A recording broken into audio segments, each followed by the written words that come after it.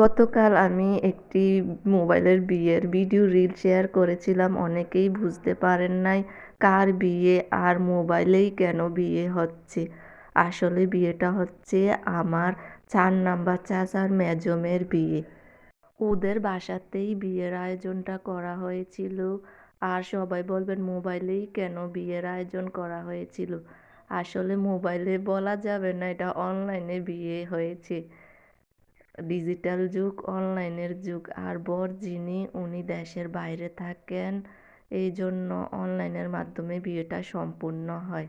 গতকাল ছিল শুক্রবার, জুম্মার দিন।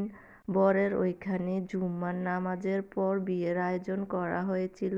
আর আমাদের এখানে বিকাল 4টার পর বিয়ের আয়োজন করা হয়েছিল। বর যখন অনলাইনে আসেন, সবাই বলতাছে যে বর আসছে, বর আসছে, সবাই চুপ থাকো, সবাই চুপ থাকো, বর আসার মুহূর্ত।